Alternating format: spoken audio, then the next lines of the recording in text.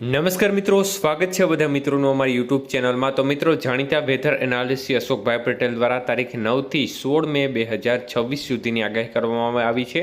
તો આ તારીખો દરમિયાન ગુજરાતનું હવામાન કેવું રહેશે, સંપૂર્ણ માહિતી જોઈએ તે પહેલાં જે પણ મિત્રો નવા છે તે ચેનલને સબસ્ક્રાઈબ કરી લેજો।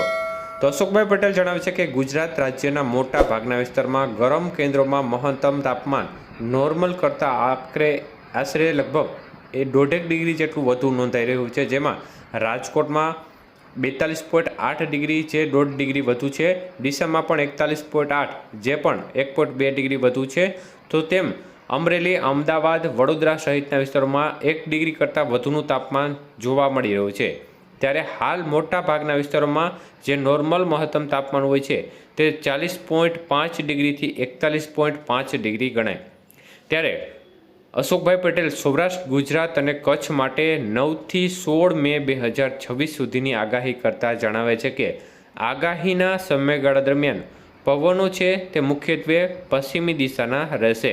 પવનની ઝડપ 11 મે સુધી 10 થી 15 કિલોમીટર પ્રતિ કલાકની રહેશે અને ત્યારબાદ પવનનું જોર વધશે અને 15 થી 25 કિલોમીટર પ્રતિ કલાકના ઝડપે પવન ફૂંકાશે અને ઝાટકાના પવનો 11મી મે સુધી 15 થી 25 કિલોમીટર સુધીના રહેશે અને ત્યારબાદ 25 થી 35 કિલોમીટર પ્રતિ કલાકની ઝડપે પવન ફૂંકાશે। તો મોટાભાગના દિવસોમાં આકાશ છે તે ચોખ્ખું રહેવાની શક્યતાઓ છે। ગુજરાત રાજ્યના ગરમ કેન્દ્રોમાં આગાહી સમયગાળા દરમિયાન મોટાભાગના દિવસોમાં તાપમાન છે તે 43 થી 45 ડિગ્રી વચ્ચે નોંધાવાની શક્યતાઓ છે। 11 થી 15 મે દરમિયાન ગુજરાતના અમુક વિસ્તારો છે એવા જેમાં હીટવેવની શક્યતાઓ છે અને 45 ડિગ્રીથી વધુ તાપમાન પણ અમુક સેન્ટરોમાં જોવા મળી શકે છે।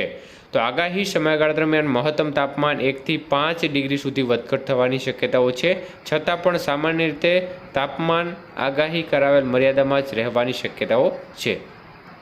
તો આવતા સપ્તાહ દરમિયાન સૌરાષ્ટ્ર, ગુજરાત અને કચ્છના ભાગોમાં ઉનાળાની તીવ્ર ગરમીનો લાંબો સમયગાળો રહેવાની શક્યતાઓ છે અને ઘણા સેન્ટરોમાં તાપમાન 43 થી 45 ડિગ્રી વચ્ચે જશે। તો કેટલાક સ્થળોએ તાપમાન 45 ડિગ્રીને પણ પાર કરશે। પરિણામે ખાસ કરીને 11 થી 15 મે 2026 દરમિયાન ગુજરાત રાજ્યના કેટલાક વિસ્તારોમાં પ્રચંડ હીટવેવની પરિસ્થિતિ જોવા મળે તે પ્રકારની શક્યતાઓ દેખાઈ રહી છે।